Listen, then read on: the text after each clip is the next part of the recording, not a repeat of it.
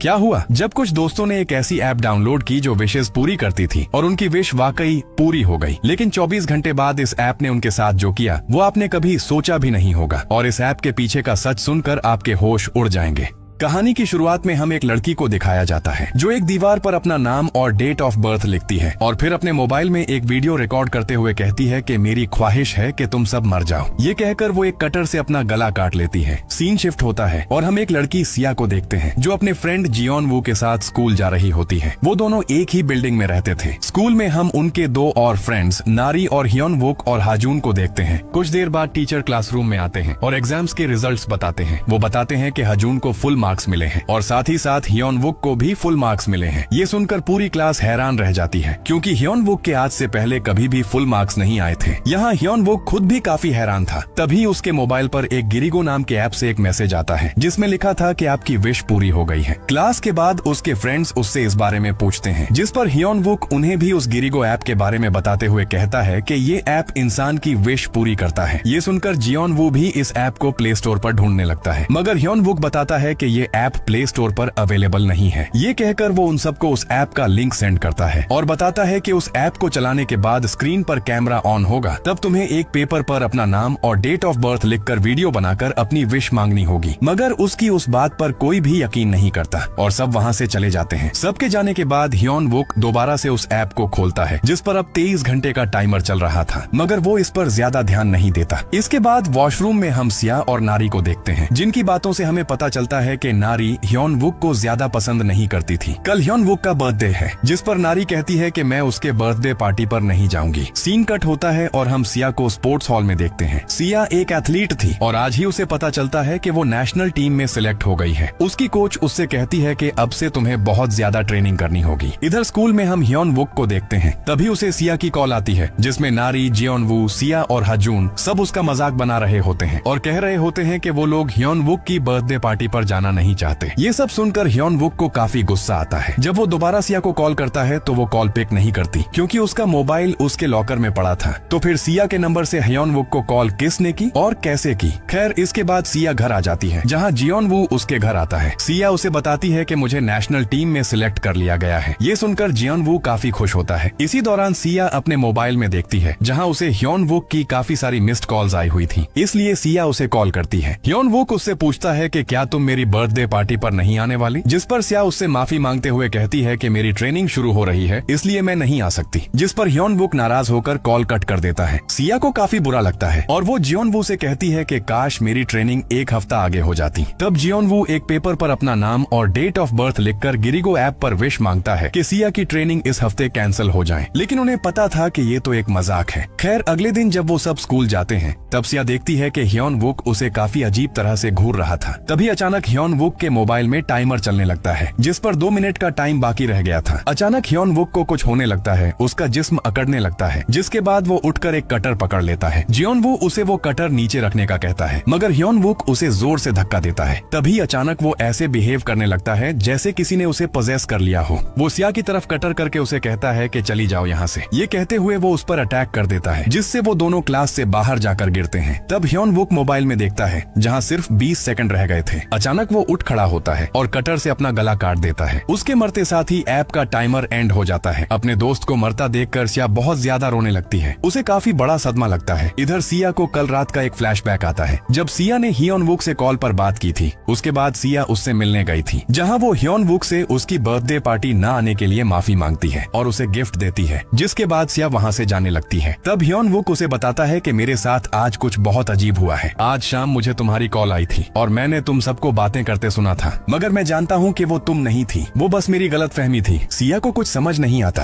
खैर, सीन फिर से प्रेजेंट में आता है जहाँ सिया अपनी कोच के गले लगकर रो रही थी। कोच उससे कहती है कि तुम्हें आराम करना चाहिए, मैं तुम्हारी ट्रेनिंग कैंसिल कर दूंगी। जाते हुए सिया को याद आता है कि जियोन वू ने भी यही सेम विश मांगी थी कि उसकी ट्रेनिंग कैंसिल हो जाए। तब सिया फौरन पीछे मुड़ती है और कोच से ट्रेनिंग कैंसिल न करने का कहती है। तभी अचानक ऊपर से कोई चीज आकर उसके सामने गिरती है जिससे सिया बुरी तरह डर जाती है। उधर ह्योन वुक को उस ऐप से मैसेज आता है कि आपकी विश पूरी हो गई है। सिया भागकर जियोनवू के पास जाती है और देखती है कि उसका भी 24 घंटे का टाइमर स्टार्ट हो चुका था, क्योंकि जियोनवू की अभी अभी विश जो पूरी हुई थी। इसके बाद से अपने तीनों दोस्तों को बताती है कि ये ऐप रियल है। जियोनवू की विश पूरी होते साथ ही उसका भी टाइमर स्टार्ट हो गया था और अब जियोनवू की विश पूरी होते ही उसका भी टाइमर स्टार्ट हो गया है, जिस पर नारी कहती है कि हो सकता है कि किसी ने उसका मोबाइल हैक किया हो। सिया कहती है कि नहीं, ऐसा नहीं हो सकता, कोई मोबाइल हैक करके किसी की जान नहीं ले सकता। इस बात पर सिया और नारी में बहस हो जाती है। इसी दौरान हाजुन जियोनवू के मोबाइल से उस गिरिगो ऐप को रीसेट करने की कोशिश करता है, मगर वो रीसेट करने के बाद भी टाइमर बंद नहीं होता। वो सब डिसाइड करते हैं कि आज वो सब मिलकर सिया के घर जाकर इस ऐप के बारे में पता लगाएंगे। खैर, जिसके बाद वो सब अपने अपने घर चले जाते हैं। घर आकर जियोनवू को सिया की कॉल आती है। कॉल पर सिया नारी के साथ मिलकर जियोनवू की बुराई कर रही थी। ये सुनकर जियोनवू फौरन सिया के अपार्टमेंट में जाता है और देखता है कि सिया तो वॉशरूम से निकल रही थी। तो फिर आखिर ये सब क्या हो रहा है, वो सिया को भी इस बारे में बताता है। यहाँ सिया उसे बताती है कि ह्योनवुक ने भी यही कहा था कि उसे मेरी कॉल आई थी। खैर, इसके बाद सब दोस्त सिया के घर में इकट्ठा होते हैं, जहाँ हाजुन उस गिरिगो ऐप को हैक करने की कोशिश करता है और वो इसमें कामयाब भी हो जाता है। तभी अचानक जियोनवू की आंख में कुछ चुभने लगता है। वो जोर जोर से अपनी आंखें रगड़ने लगता है। तब वो खिड़की की तरफ देखकर इशारा करने लगता है। इसी दौरान नारी अपने मोबाइल से वीडियो रिकॉर्ड करने लगती है। अचानक से जियोनवू पॉसेस हो जाता है और अपनी उंगली से अपनी आंख में कट लगा देता है। वो बार बार एक ही बात कह रहा था कि चली जाओ यहाँ से। तभी उसे एक लड़की का भूत दिखाई देता है, जिसके साथ ही जियोनवू पूरी तरह से पॉसेस हो जाता है। हाजुन उसे संभालने की कोशिश करता है। इसी बीच हम देखते हैं कि उस ऐप का टाइमर दोबारा स्टार्ट हो गया था। सिया एम्बुलेंस को कॉल करती है। तब पॉसेस जियोनवू उसे एक थप्पड़ मारकर जमीन पर गिरा देता है, जिसके बाद वो हाजुन को गले से पकड़कर उसे मारने लगता है। जियोनवू उससे कहता है कि सब तुम्हारी वजह से मरेंगे, तुम्हें इस सब में अपनी टांग नहीं अड़ानी चाहिए थी। वो हाजुन को जान से मारने ही वाला था कि तभी पीछे से सिया उस पर अटैक कर देती है, जिसके साथ ही जियोनवू बेहोश हो जाता है। जिसके बाद हॉस्पिटल में नर्स सिया को बताती है कि जियोनवू अभी होश में नहीं आया, हम पूरी कोशिश कर रहे हैं उसे बचाने की। दूसरी तरफ हाजुन उस गिरिगो ऐप के बारे में रिसर्च कर रहा था। तभी उसे उसकी बहन की कॉल आती है, जो कि एक शामन थी। वो उसे कहती है कि इस ऐप से दूर रहो, इसी की वजह से तुम्हारा दोस्त मारा गया है। वो कहती है कि तुम लोग बहुत बड़ी मुसीबत में फंस गए हो, ये एक बहुत खतरनाक कर्स है। हाजुन कहता है कि भला एक मोबाइल से कैसे कर्स फैलाया जा सकता है, जिस पर उसकी बहन कहती है कि ये कर्स किसी पेंटिंग, खत, फोटो या वीडियो पर भी हो सकता है। वो कहती है कि मैं तुम्हारी मदद कर सकती हूँ, इसके लिए तुम्हें मुझसे मिलना होगा। तभी अचानक उसे कुछ गलत होने का एहसास होता है, इसलिए वो फौरन हाजुन को सिया के पास जाने का कहती है। हाजुन जल्दी से सिया के पास जाने के लिए निकल जाता है। उधर सिया जियोनवू को बचाने के लिए उस ऐप पर विश मांगती है कि जियोनवू को ठीक कर दो। तभी हाजुन भी वहाँ पहुँच जाता है और कहता है कि ये तुमने क्या कर दिया। सिया उसे बताती है कि जिस दिन ह्योनवुक मरा था उस दिन वहाँ पर कोई इविल एंटिटी मौजूद थी और जियोनवू को भी मेरे घर में वही एंटिटी दिखाई दी थी, यानी जिसकी विश पूरी होती है उसे वो एंटिटी दिखाई देती है। जब मेरी विश पूरी होगी तब मुझे भी वो एंटिटी दिखेगी, तभी पता चलेगा कि ये ताकत क्या है और हम उसका हल ढूंढ पाएंगे। तभी उसके मोबाइल पर ऐप का टाइमर स्टार्ट हो जाता है, जिसके साथ ही जियोनवू को होश आ जाता है। दूसरी तरफ नारी सिया के घर जाती है और वहाँ जियोनवू का मोबाइल ढूंढती है, क्योंकि जब वो पॉसेस हुआ था तब उसका मोबाइल वहीं गिर गया था। यहाँ जियोनवू के मोबाइल पर 14 घंटे का टाइमर बाकी था। इधर हम देखते हैं कि नारी के मोबाइल पर भी वो ऐप डाउनलोड था, मगर उसका टाइमर 21 घंटे पर ही रुका हुआ था, यानी नारी ने भी कोई विश मांगी थी, मगर उसका टाइमर रुका कैसे। तभी अचानक जियोनवू का टाइमर भी रुक जाता है। अब यहाँ ये सब क्या हो रहा है ये हमें आगे पता चलेगा। खैर, दूसरी तरफ हाजुन सिया को अपनी बहन के पास ले जाने लगता है। टैक्सी ड्राइवर रास्ते में ही गाड़ी रोक देता है, क्योंकि उसे रास्ता समझ नहीं आ रहा था, इसलिए वो दोनों पैदल ही जंगल के रास्ते आगे बढ़ने लगते हैं। काफी देर चलने के बाद वो लोग फाइनली हाजुन की बहन के घर पहुंच जाते हैं, जहां हाजुन की बहन का हस्बैंड दरवाजा खोलता है। इसी बीच सिया को जियोनवू की कॉल आती है, जो उससे कहता है कि मैं आईसीयू से बाहर आ गया हूँ, तुम मुझसे मिलने क्यों नहीं आई। तभी हाजुन की बहन मीरा को कुछ गलत होने का एहसास होता है। वो बाहर आकर सिया से कहती है कि उसका जवाब मत देना। तभी अचानक सिया पॉसेस हो जाती है। मीरा उसे मोबाइल नीचे रखने का कहती है, मगर वो अपनी जगह से हिल नहीं पा रही थी। तब वो एक रस्सी की मदद से उसके हाथ से मोबाइल छुड़वा देती है। मीरा हाजुन को बताती है कि सिया एक बुरी आत्मा के कब्जे में है, मुझे रिचुअल करके उसे वापस लाना होगा। वो उसे रूम में बिठाकर कहती है कि जब तक रिचुअल पूरा ना हो जाए तुम यहाँ से हिलना मत। जिसके बाद वो अपने हस्बैंड के साथ मिलकर रिचुअल स्टार्ट कर देती है। तभी सिया की आंख खुल जाती है। वो खुद को एक अजीब सी जगह पर पाती है, जहाँ मीरा आकर उसे बताती है कि इस वक्त हम उस आत्मा की दुनिया में हैं, यानी उस आत्मा ने सिया की सोल को अपनी दुनिया में कैद कर लिया था। मीरा कहती है कि इस दुनिया से निकलने के लिए तुम्हें मेरे साथ 3 दरवाजे पार करने होंगे, जो दरवाजे रिचुअल की मदद से मीरा और उसका हस्बैंड बनाएंगे। जिसके बाद उसका हस्बैंड 3 अगरबत्तियों में से एक अगरबत्ती जला देता है, यानी पहला दरवाजा बना देता है। दरवाजे को पार करने से पहले मीरा उसे कहती है कि तुम्हें पीछे मुड़कर हरगिज नहीं देखना। अगर तुमने मुझे मुझे देख लिया तो एंटिटी भी मुझे देख लेगी। तुम्हें अकेले ही अपने डर को फेस करना होगा। वो उसे कहती है कि ये धागा जब तक तुम्हारी कलाई पर बंधा हुआ है तब तक तुम सेफ हो। जिसके बाद मीरा एक मास्क पहनती है और तभी आत्मा की दुनिया में मीरा गायब हो जाती है। जिसके बाद सिया पहला दरवाजा खोलकर उसमें एंटर हो जाती है। वो सीधा अपने स्कूल जा पहुंचती है। फिर वो अपने मोबाइल की टॉर्च ऑन करके दूसरा दरवाजा ढूंढने लगती है। तभी उसके पीछे ह्योंग वुक का गोस्ट आ जाता है, जिससे डर कर सिया भागने लगती है। तभी उसके बिल्कुल सामने फिर से ह्योंग वुक आ जाता है और उसके सामने ही अपना गला काट देता है। तब सिया डरती नहीं है और उससे कहती है कि तुम असली नहीं हो। ये कहकर वो वहाँ से भागने लगती है। तब उसे दूसरा दरवाजा मिल जाता है और वो उसे खोल लेती है। इधर असली दुनिया में मीरा अपने हस्बैंड को दूसरी अगरबत्ती जलाने का कहती है, जिसके साथ ही सिया दूसरे दरवाजे में पहुंच जाती है, जहां उसे उसके मॉम डैड दिखते हैं जो एक कार एक्सीडेंट में मर गए थे। उन्हें देखकर सिया इमोशनल हो जाती है, मगर फिर भी वो आगे बढ़ने लगती है। तभी उसकी मॉम पीछे से उसका पांव पकड़ लेती है और उसे इमोशनल ब्लैकमेल करने लगती है। उधर असली दुनिया में अगरबत्ती बुझने लगती है, इसलिए मीरा का हस्बैंड उसे वापस आने का बोलता है, क्योंकि अगर अगरबत्ती बुझ गई और दरवाजा बंद हो गया तो मीरा भी उस आत्मा की दुनिया में कैद हो जाएगी। मगर मीरा सिया को अकेले छोड़ना नहीं चाहती थी। उधर सिया की मॉम उसे इमोशनल ब्लैकमेल कर रही थी, मगर सिया उसे इग्नोर करके भागकर तीसरा दरवाजा खोल लेती है, जिसके साथ ही सिया वापस असली दुनिया में आ जाती है, जहां उसके सामने हाजुन और मीरा का हस्बैंड बैठे हुए थे। तब सिया उनसे मीरा के बारे में पूछती है, जिस पर वो बताते हैं कि वो आराम कर रही है। मगर तभी सिया को मीरा की आवाज सुनाई देती है, जो उससे कह रही थी कि यही वो तीसरा दरवाजा है, ये असली दुनिया नहीं है।